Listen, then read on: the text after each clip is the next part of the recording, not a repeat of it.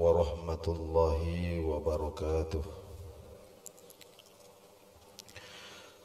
Alhamdulillahi rabbil alamin, wabihi nasta'inu ala umuri dunya waddin. Allahumma salli wa sallim ala asyrafil mursalin habibina wa maulana Muhammadin wa ala alihi wa ashabihi ajma'in, amma ba'du.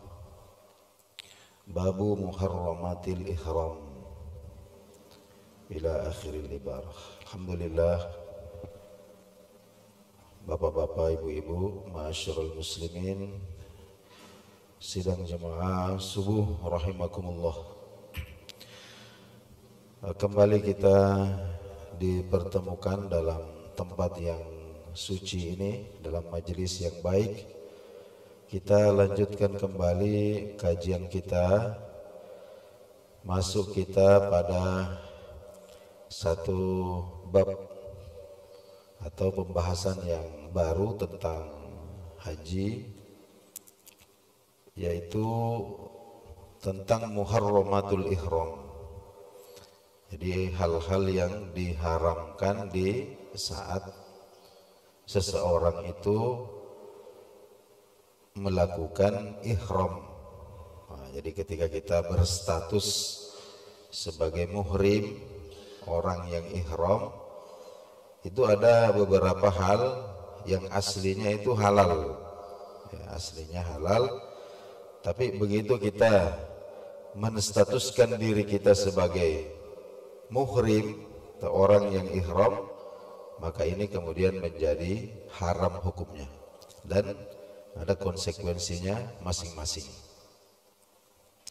Yang paling berat tentu saja konsekuensinya itu adalah bisa membatalkan ibadah kita, membatalkan haji kita, membatalkan umroh kita. Muharramatul ihram, ya. Adapun hal-hal yang diharamkan ketika ihram, ada yang khusus bagi laki-laki, ada juga yang khusus bagi perempuan, dan ada yang berlaku bagi laki-laki dan perempuan. Adapun yang khusus bagi laki-laki, yang pertama adalah lubsul muhit, ya, mengenakan pakaian. Pakaian itu sesuatu yang menutupi badan secara keseluruhan atau menutupi sebahagian anggota badan. Dan pakaian ini al-muhit, muhit ini biasa dimaknai berjahit. Tapi makna yang sebenarnya itu adalah antara satu ujung dengan ujung yang lain itu disatukan secara permanen. Nah, disatukan secara permanen. Jadi biasanya kan disatukan dengan jahitan, ya, kalau pakaian atau celana. Nah, tapi kalau umpama sesuatu itu menyatu atau bersambung tapi tidak permanen, nah, maka itu tidak mengapa digunakan. Ya, contohnya seperti jam tangan, apa? Kenapa? Karena memang bersambung, tapi bersambungnya itu tidak permanen. Termasuk juga ikat pinggang, ya, itu tidak masalah. Nah, yang jadi masalah itu adalah apa-apa yang kita gunakan menutupi tubuh kita atau sebahagian tubuh kita, kemudian antara satu ujung dengan ujung yang lain ini menyatu secara permanen. Itu jadi seumpama ada jam tangan yang modelnya itu seperti gelang. Nah, jadi tidak ada tidak bisa dipisahkan kecuali kalau disobek, ya, atau diputus. Nah, yang seperti itu tidak boleh dipakai. Ya, kenapa? Karena itu termasuk al-muhit. Ya, antara ujungnya dengan ujung yang lain ini bersambung secara permanen. Itu namanya lubsul al-muhit. Kemudian bagi perempuan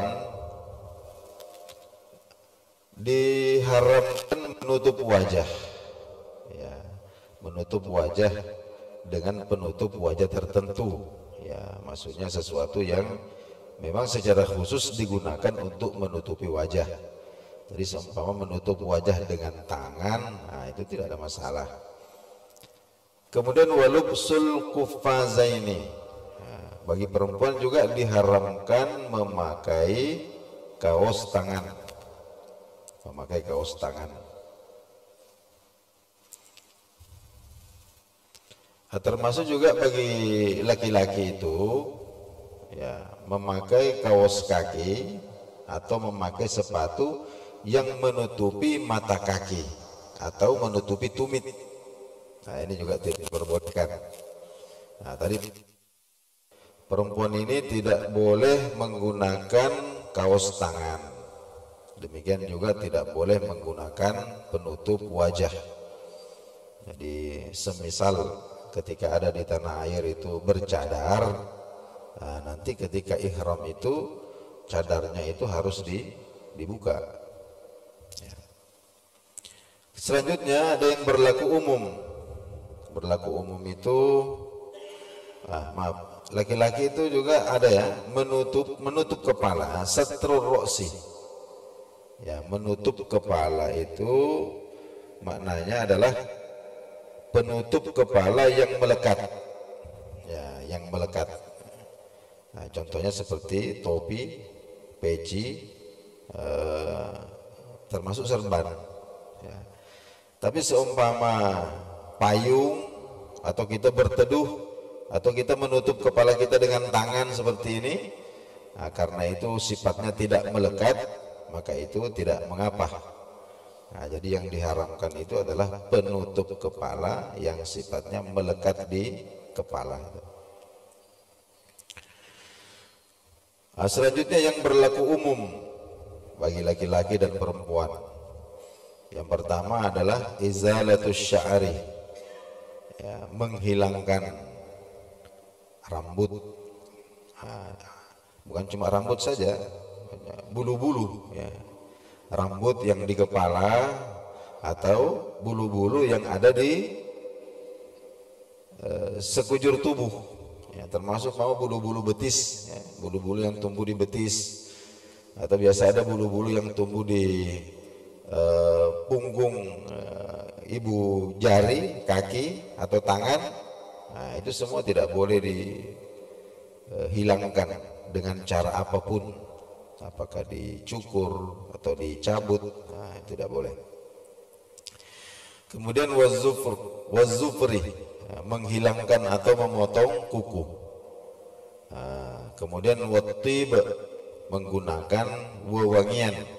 Nah, ini juga tidak dibolehkan laki-laki dan perempuan menggunakan wewangian, kecuali, ya, wewangian yang sudah digunakan sebelum umroh.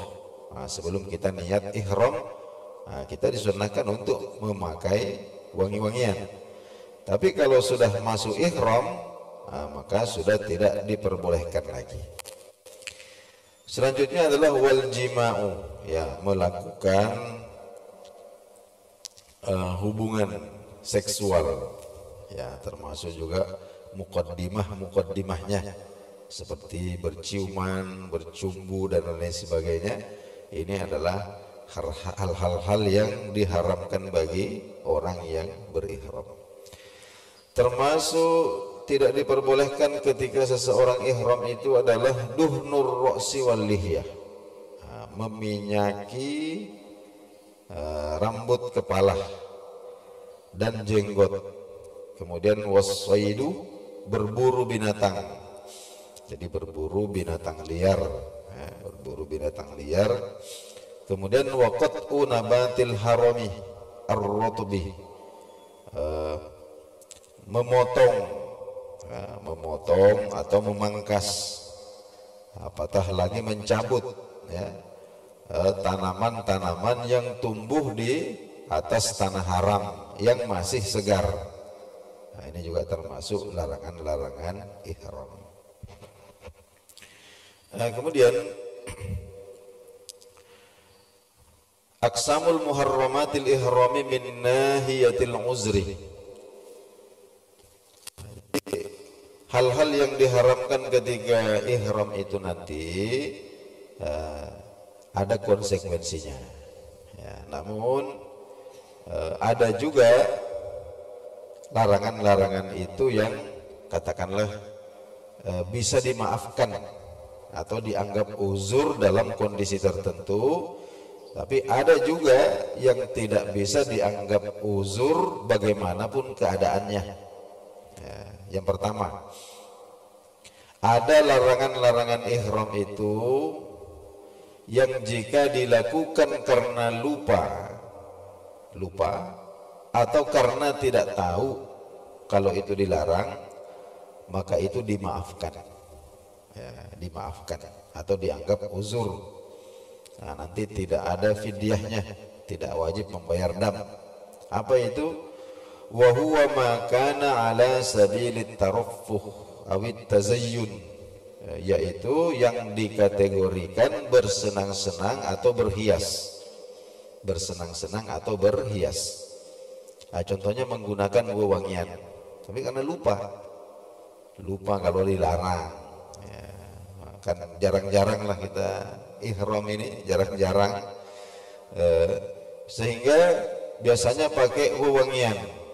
Ya, hampir setiap kali sholat 5 waktu di negeri, di kampung pakai wangi-wangian. Nah, begitu berangkat haji atau umroh, statusnya ihram. Nah, karena kebiasaan ini kemudian lupa, sampai lupa kalau itu tidak boleh. Nah, maka sekali itu dimaafkan, dianggap uzur. Apalagi wal jima, melakukan hubungan seksual, ya, karena lupa atau karena tidak tahu. Nah, ini juga dianggap sebagai uzur. Termasuk walubusul muhit, menggunakan pakaian berjahit, wasatril wajhi, menutupi wajah bagi perempuan, warroksi, menutupi kepala, waduhni, menggunakan minyak rambut untuk rambut atau jenggot. Semua itu dilakukan karena lupa atau karena tidak tahu, maka itu dimaafkan satu kali. Jadi fala tajibu alaihimal fidyah, maka tidak diwajibkan, tidak ada kewajiban bagi orang yang lupa dan orang yang tidak tahu, tidak ada kewajiban untuk membayar fidyah atau dam. Kemudian kategori yang kedua adalah ma la yu'zaru fiha. Jadi pelanggaran-pelanggaran yang tidak diberikan uzur, tidak dimaafkan, mau lupa mau tidak tahu, tidak dimaafkan. Apa itu? Wa huwa ma kana min babil itlafi, yaitu yang dikategorikan pelanggaran-pelanggaran yang sifatnya merusak atau menghilangkan, ya, kaizalatis sya'ri, seperti menghilangkan rambut atau menghilangkan bulu-bulu yang ada di badan. Kemudian wazufri, memotong kuku, wa qatlis soidi, memburu binatang, membunuh binatang buruan. Nah, ini semua fatajibu alaihil fidyah. Konsekuensinya adalah kewajiban membayar fidyah. Wa in kana nasiyan, meskipun yang bersangkutan melakukan itu dalam keadaan lupa, au jahilan, atau dalam keadaan tidak tahu.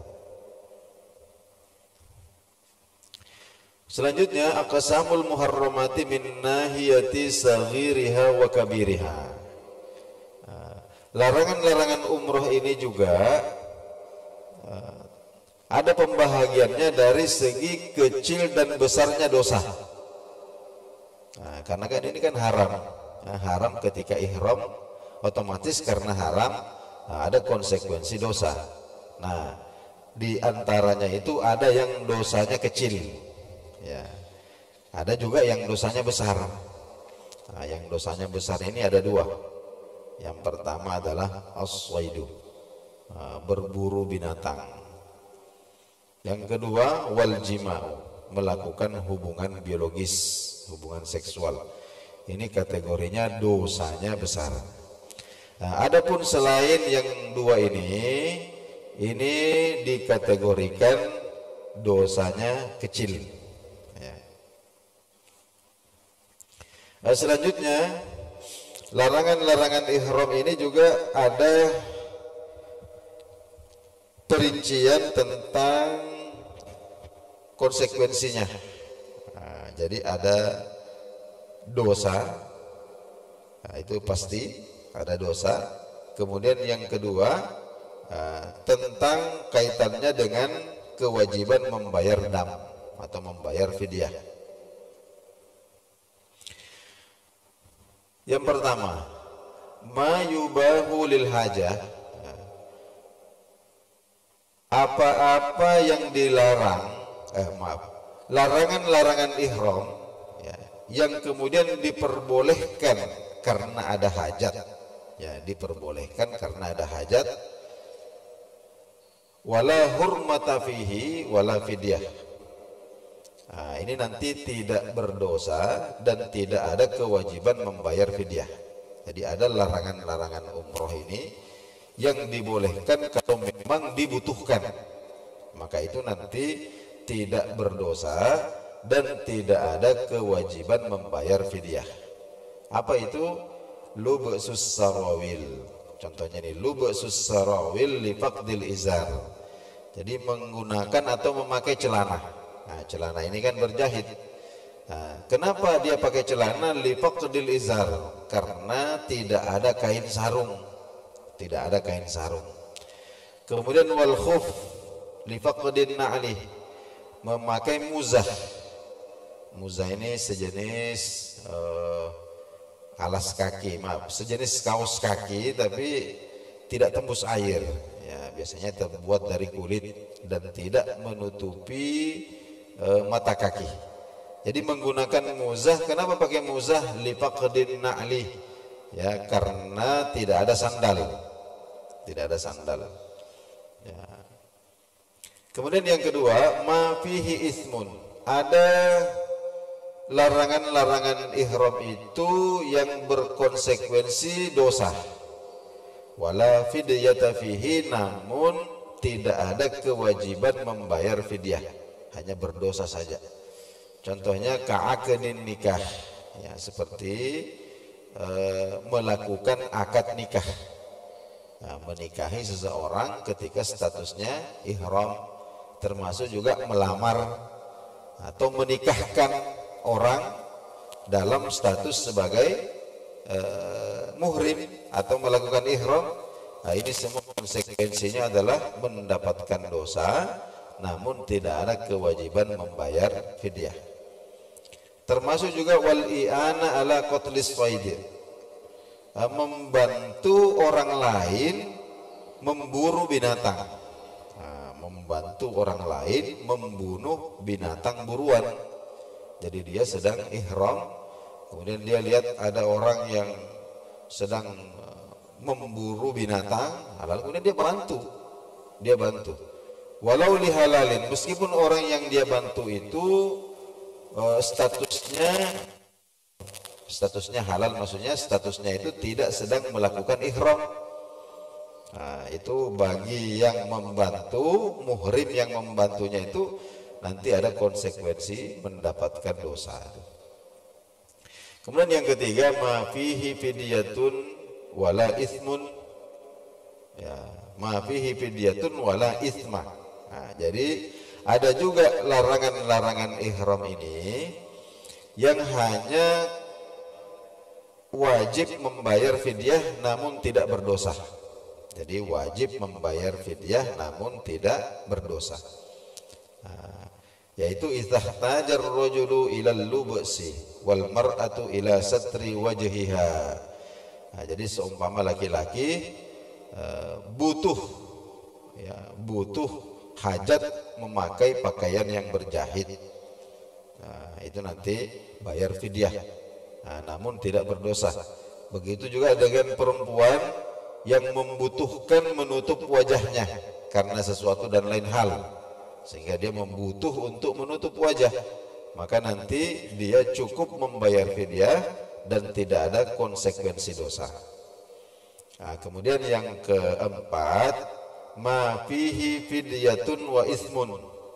Ada larangan-larangan ihram ini yang berkonsekuensi harus membayar fidyah dan wajib harus membayar fidyah dan mendapatkan dosa.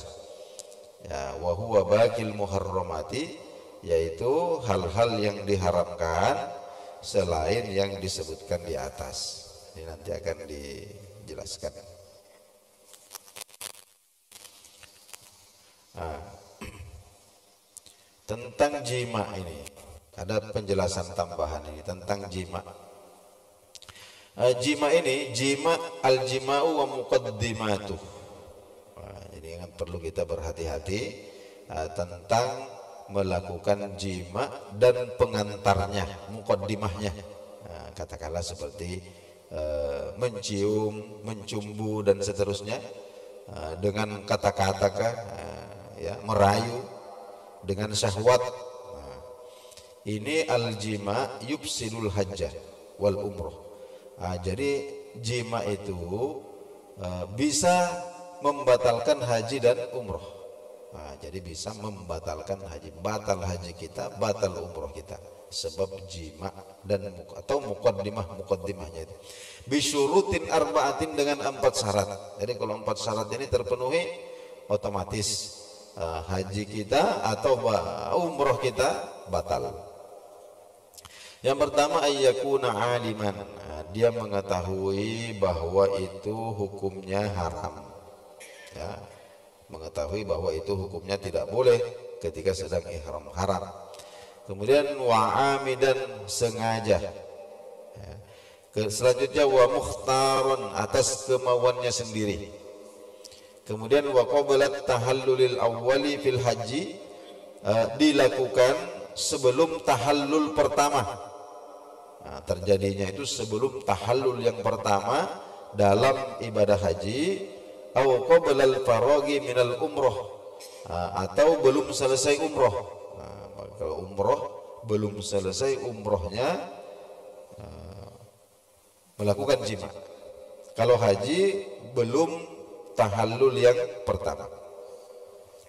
Kalau terjadi seperti ini, apa kewajibannya? Apa konsekuensinya? Jadi wa yajibu alaihi bima fa'ala min ifsad. Ada 5 konsekuensi yang wajib dilakukan oleh orang ini. Yang pertama adalah itmamu nusukihi, tetap wajib untuk menyempurnakan ibadahnya. Jadi ibadah yang rusak ini kan belum selesai, rusak. Meskipun rusak, wajib diteruskan sampai selesai, apakah itu haji atau umrah. Kemudian yang kedua, wal ismu, tentu saja mendapatkan dosa dan kategorinya termasuk dosa besar. Kemudian yang ketiga, wal qada'u alal fawri, ya, segera mengqada', ya, mengqada' atau mengganti haji atau umrohnya. Kemudian wal kafaratul uzma, wajib membayar kafaratul uzma, ya, denda besar. Ini nanti akan diperinci di belakang ketika kita membicarakan tentang dam. Kemudian yang kelima, wat ta'ziru, mendapatkan dihukum, ya, harus mendapatkan hukuman, ya, supaya jerah. Baik, Bapak dan Ibu sekalian, insyaallah besok subuh kita lanjutkan kembali. Untuk subuh hari ini kita cukupkan sekian. Mudah-mudahan kajian kita ini bermanfaat. Masih ada pembicaraan ya terkait dengan qatlus shayd, Nah, ini juga ada pembicaraannya, yaitu membunuh binatang buruan dan seterusnya. Nah, kita akhiri dengan doa kafaratul majlis. Subhanakallah. Astagfirullah wa atubu ilaik. Wassalamualaikum warahmatullahi wabarakatuh.